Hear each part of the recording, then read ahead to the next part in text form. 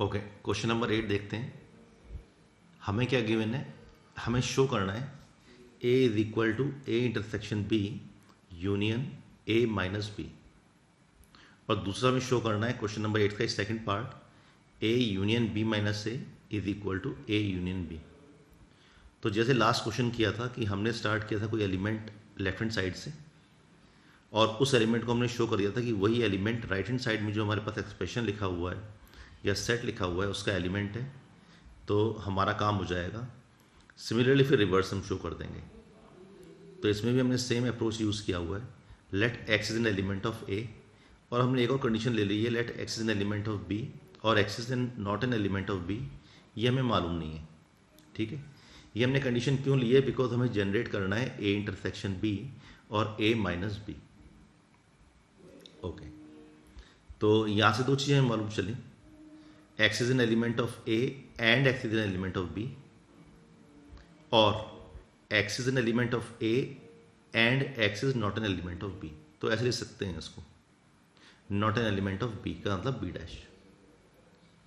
तो इसे लिखने का तरीका है, दोबारा से फिर लिख लिया, एंड की जगह हमने यहाँ पे रिप्लेस कर दिया बाय दिस ऑपरेटर, और यहाँ पे भी एंड की जगह रिप्लेस कर दिया इस ऑपरेटर से।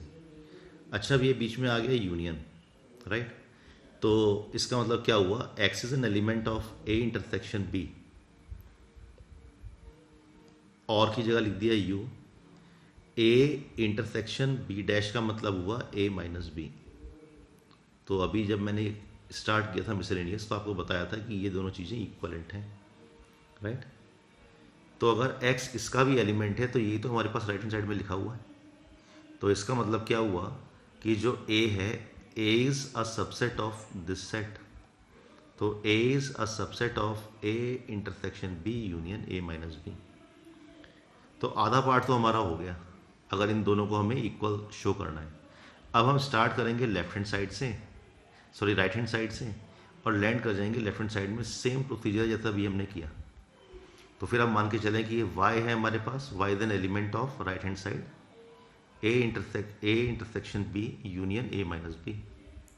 तो बस जैसे हम यहाँ पे इसे अप साइड डाउन आए हैं, तो यहाँ से हम डाउन से अप चलेंगे और सेम सेट्स फॉलो करते हुए चलेंगे। आप देख रहे हो यहाँ पे बस सेम स्टेप्स हैं। सो y is an element of A intersection b union a intersection b dash, right. तो इसका मीनिंग यहाँ पे क्या हुआ कि अगर ए इंटरसेक्शन ये दिया हुआ है तो हमने क्या किया है, इसे डिस्ट्रीब्यूटिव लॉ यहाँ पे मैंने लगाया हुआ है। तो इस स्टेटमेंट को हम रिप्लेस कर सकते हैं यहाँ पे इस स्टेटमेंट से, that is A intersection B union B dash, B union B dash, because यहाँ पे ए इंटरसेक्शन लिखा हुआ है, ए इंटरसेक्शन लिखा हुआ है, तो ए इंटरसेक्शन मैंने यहाँ पे ले लिया, बी यूनियन बी डैश। अच्छा, बी यूनियन बी डैश क्या होता है ये भी मैंने आपको बताया था चैप्टर स्टार्ट होने से पहले, मिसलेनियस स्टार्ट होने से पहले, कि B union B dash is equal to complete set, that is equal to universal set. तो जो y है वो एलिमेंट है ए इंटरसेक्शन यूनिवर्सल सेट का। अच्छा, ए इंटरसेक्शन यूनिवर्सल सेट क्या आएगा, ए ही आएगा, because A is a subset of universal set. तो हमने ये भी प्रूव कर दिया। तो हमने ये भी प्रूव कर दिया A intersection B union A minus B is a subset of A. तो यहाँ से हमें मालूम चल गया कि हमारे पास जो कंडीशन है, दिस कंडीशन इज ट्रू। ठीक है, तो ये हमारा सॉल्यूशन आ गया, दिस वी हैव सॉल्व्ड। अब नेक्स्ट देखते हैं सेकंड पार्ट। ये सेकंड पार्ट है A union B minus A is equal to A union B.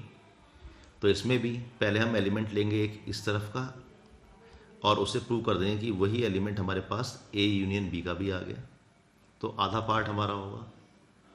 फिर हम एक एलिमेंट लेंगे ए यूनियन बी का, और उसे शो कर देंगे कि वो element A union B minus A का भी आ रहा है, तो that will be the complete part. ठीक है, तो हमने स्टार्ट किया यहाँ पे, let x is an element of A union B minus A. तो A union B minus A का मतलब क्या हुआ कि X is an element of A और x is an element of b and x is not an element of a, right. अब हमने क्या किया कि इस कंडीशन को और कैसे लिख सकते हैं, x is an element of a और x is an element of b and x is an element of a and x is not an element of a। तो इसका सिंपल सा मीनिंग ये हुआ कि x is an element of a और b, ये तो यहाँ से आ गया, and x is an element of A और x is not an element of A. तो इसका मीनिंग क्या हुआ यहाँ पे कि एक्स ए का एलिमेंट है भी और एक्स ए का एलिमेंट नहीं भी है। तो इसका मतलब इंटरसेक्शन यू। ठीक है, तो ये कैसे हुआ, x is an element of, अगर मैं इसे लिखूं यहाँ पे, ये तो मैं लिखूंगा यहाँ पे X is an element of A और ए डैश, और जो ए और ए डैश हुआ ये हो गया हमारे पास यू, यूनिवर्सल सेट। ठीक है, जो एलिमेंट ए में है और जो एलिमेंट ए में नहीं भी है तो वो क्या होगा, वो हमारे पास यूनिवर्सल सेट आएगा। तो वो यूनिवर्सल सेट हमने यहाँ पे लिख दिया है। अब ए यूनियन बी का अगर मैं इंटरसेक्शन यूनिवर्सल सेट के साथ करूँगा तो मेरा रिजल्ट ए यूनियन बी ही आएगा। तो x is an element of A union B. तो हम चले थे लेफ्ट हैंड साइड से और हमने शो कर दिया कि जो हमारा एलिमेंट है वो ए यूनियन बी में भी आएगा। तो हमने शो कर दिया A union B minus A is a subset of A union B, right. अब रिवर्स चलेंगे क्योंकि भी तो हमारा आधा पार्ट हुआ है। तो फिर हमने ले लिया let x is an element of A union B. X की जगह हम वाई भी ले सकते हैं, जेड भी ले सकते हैं। तो यहाँ पे पहले वाई लिया था, यहाँ पे फिर दोबारा एक्स ले लिया, कोई बात नहीं। ठीक है, so let x is an element of A union B. और फिर रिवर्स प्रोसेस हमने फॉलो किया, reverse process, same reverse process. तो हमारे पास ये हमारे पास रिजल्ट आ गया जो हमें नीचे दिखाई दे रहा है। तो यहाँ से हमने कंक्लूड किया कि ये दोनों तो इक्वल ही हैं। ओके, तो again give time on this question और खुद क्वेश्चन करने की कोशिश करें। और वर्स्ट केस में फिर हम एग्जाम्पल्स लेके सॉल्व करते हैं। बट अल्टीमेटली ये this is more sophisticated way of doing the things. ठीक है, ओके। अब देख लेते हैं क्वेश्चन नंबर 9। क्वेश्चन नंबर 9 में यूजिंग प्रॉपर्टीज ऑफ सेट्स। अब यहाँ पे लिखा हुआ है कि प्रॉपर्टीज यूज करनी है, तो इसका मतलब यहाँ पे हम एग्जाम्पल यूज नहीं कर सकते, राइट। तो शो करना है A union A intersection B is equal to A, और सेकंड पार्ट है A intersection A union B is equal to A. तो कोई बात नहीं, फर्स्ट पार्ट पहले देख लेते हैं। तो शो करना है कि this is equal to this, फिर वही चीज़ यहाँ से हम एक एलिमेंट लेंगे एक्स और उसे प्रूव कर देंगे कि वही हमारे पास एलिमेंट आ गया राइट हैंड साइड का। Okay, so let x is an element of A union A intersection B, right.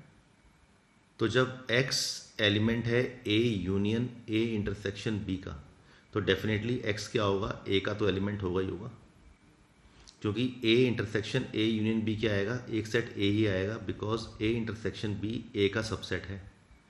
तो अगर मैं यहाँ पे एक सेट करूँ a, एक सेट है b, तो अगर मुझे करना है a and a intersection b, ये हमारे पास जो बचा हुआ है इसे और इसको अगर मैं क्या करूँ, यूनियन करूं, तो अल्टीमेटली मेरे पास यही सेट आएगा, पूरा की पूरा सेट आ जाएगा। So X is an element of A, right. तो इसका मतलब क्या हुआ कि जो लेफ्ट हैंड साइड आया that is a subset of this set that is on right hand side. Similarly हम क्या करेंगे, इससे उल्टा प्रूव कर देंगे। तो जैसे हम यहाँ पे इस तरीके से आए हैं अपसाइड डाउन, तो यहाँ से हम क्या करेंगे, रिवर्स फॉलो करेंगे, विल फॉलो रिवर्स, और रिवर्स आके हमारे पास यही रिजल्ट आ जाएगा, राइट। लिखा भी हुआ है यहाँ पे कैसे करेंगे। ओके, तो फर्स्ट पार्ट तो हमारे पास सॉल्व हो जाएगा। अब सेकंड क्वेश्चन की तरफ आते हैं, A intersection A union B is equal to A. तो फिर वही चीज, let x is an element of A intersection A union B. तो अब हमने क्या किया, क्योंकि हमें जनरेट करना है राइट हैंड साइड में ए, तो हम यहाँ पे लिख सकते हैं let x is an element of A intersection A. A intersection A क्या आएगा, ए ही आएगा, right, union A intersection B.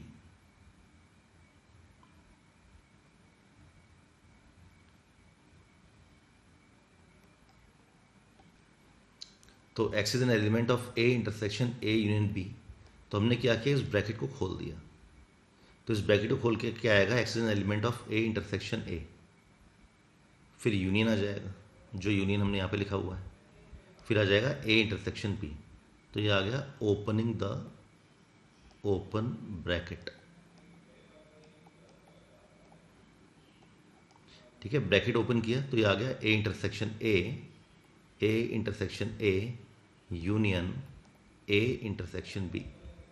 Correct. अब ए इंटरसेक्शन ए तो ए ही होगा और यूनियन ए इंटरसेक्शन बी, तो इन दोनों का जो यूनियन आएगा वो ए ही आएगा ऑन द सेम लाइंस जो लाइन हमने यहाँ पे यूज़ किया हुआ है। ठीक है, तो इसका मतलब जो लेफ्ट हैंड साइड आया that is a subset of A that is on right hand side. और सिमिलरली जैसे हमने इसे ट्रैक किया इधर, इससे हम उल्टा ट्रैक करेंगे फिर, दैट मीन्स उल्टा ट्रैक करेंगे यहाँ से।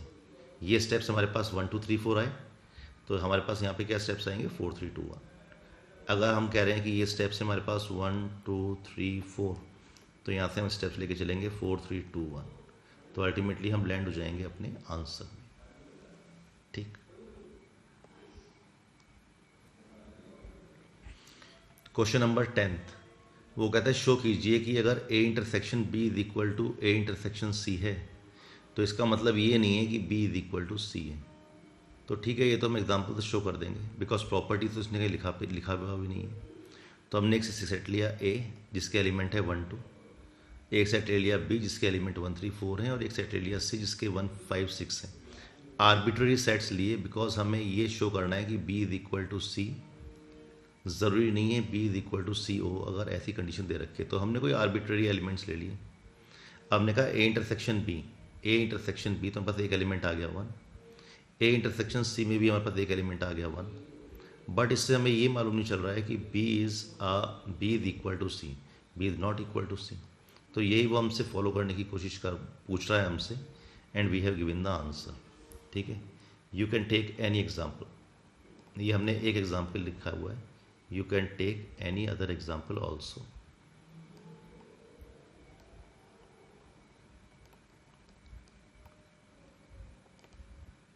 ठीक है, अब देखते हैं क्वेश्चन नंबर 11।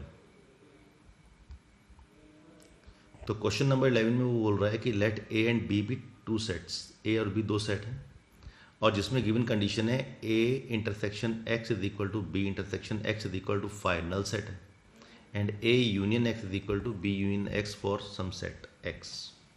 तो शो करना है ए बी के इक्वल है। तो इसे शो करने के लिए इसने एक हिंट भी दिया हुआ है, so let us use the hint को यूज करेंगे। तो हमें दिया हुआ है इसने let A is equal to A intersection A union x, हम यहीं से स्टार्ट कर रहे हैं। तो हम इसे लिख सकते हैं A intersection B union x. क्यों लिख सकते हैं? बिकॉज हमें गिवन है A union x is equal to B union x, तो हमने ए यूनियन एक्स को रिप्लेस कर दिया किससे? बी यूनियन एक्स से, क्योंकि गिवन कंडीशन है, इट इज गिवन कंडीशन। अब हम इसे ओपन करें, तो अगर हम इसको ओपन करते हैं तो क्या आ जाएगा? A intersection B union A intersection x, और जो ए इंटरसेक्शन एक्स है अगेन ये भी गिवन है A intersection x is equal to null set, so A intersection B union null set. क्यों? क्योंकि ये गिवन है। तो अगर हम इन दोनों का यूनियन करें, इसका यूनियन नल सेट के साथ करें, तो हमारा रिजल्ट ये आ जाएगा ए इंटरसेक्शन बी। तो यहाँ से आ गया ये A is equal to A intersection B. ठीक है, ऐसे चलो बी को भी ओपन करने की कोशिश करते हैं, तो माइट बी पॉसिबल कि ए और बी जो दोनों होंगे तो वो हमारे पास ए इंटरसेक्शन बी के इक्वल आ जाएंगे। तो B is equal to B intersection B union x. उसने बोला है कि आप ऐसे हिंट ले सकते हैं, तो हमने हिंट यूज़ कर लिया, B intersection B union x. तो बी यूनियन एक्स को हम ए यूनियन एक्स भी लिख सकते हैं, बिकॉज ये तो गिवन है हमारे पास। तो बी यूनियन एक्स को हमने ए यूनियन एक्स लिखा हुआ है since it is given. Correct. तो इसे ओपन किया तो B intersection A union B intersection X आ गया। अब जो बी इंटरसेक्शन एक्स है वो तो 5 के इक्वल है, नल सेट, तो नल सेट हमने यहाँ पे लिखा हुआ है। तो इसका मतलब हमारे पास रिजल्ट क्या आ गया? बी इंटरसेक्शन ए आ गया, या ए इंटरसेक्शन बी, सेम चीज़ आ गया। तो हमने कह दिया A is equal to A intersection B and B is equal to A intersection B, hence we can say A equal to B, hence proved. Correct. अब आते हैं नेक्स्ट क्वेश्चन पे, क्वेश्चन नंबर 12। तो इसमें भी वो कुछ कहना चाह रहा है कि find set A B and C such that A intersection B, B intersection C, C intersection A are non-empty sets and A intersection B intersection C is equal to null set। तो ऐसे बहुत सारे examples हो सकते हैं। हमने यहाँ पे एक एग्जाम्पल ले लिया, हमने एक सेट ले लिया A12, B ले लिया 2 3 और C ले लिया 1 3। तीनों में कुछ ना कुछ कॉमन है। तो हमने देख लिया कि A इंटरसेक्शन B क्या आ रहा है, A इंटरसेक्शन B तो 2 आ रहा है, तो ये तो ठीक है, नॉन एम्प्टी सेट है। B इंटरसेक्शन C तो 3 आ रहा है, नॉन एम्प्टी सेट है। और A इंटरसेक्शन C 1 आ रहा है, तो नॉन एम्प्टी सेट है। तो ये तीनों नॉन एम्प्टी सेट्स हैं अकॉर्डिंग जैसे हमें दिया हुआ है क्वेश्चन में। और अगर हम इन तीनों का इंटरसेक्शन करते हैं, A intersection B intersection C, तो वो तो एक नल सेट आएगा। ठीक है, कैसे आएगा? मैंने पहले A इंटरसेक्शन B किया, तो इंटरसेक्शन B क्या आ गया 2, राइट। मैंने B इंटरसेक्शन C किया, तो ये तो आ गया 3। अगर अब मैं इसको और इसको इंटरसेक्ट करता हूँ, A इंटरसेक्शन B आ गया, राइट। या इससे हटा देते हैं अभी, A इंटरसेक्शन B तो ये आ गया, और इसको इंटरसेक्ट कर रहा हूँ मैं C के साथ, और C सेट क्या है 1,3, तो ये तो हमारे पास नल सेट आ गया, तो इट इज़ नल। तो हमने प्रूव कर दिया। तो ऐसे हमारे पास बहुत सारे एग्जाम्पल्स बन सकते हैं, तो हमने उसमें से एक एग्जाम्पल यहाँ पे ले लिया एंड वी हैव प्रूव्ड। अब क्वेश्चन आ रहे हैं हमारे पास वेन डायग्राम से, तो इजी क्वेश्चन हैं। अब हम यहाँ पे क्या करेंगे, हम यहाँ पे प्रॉपर्टीज़ यूज़ कम करेंगे और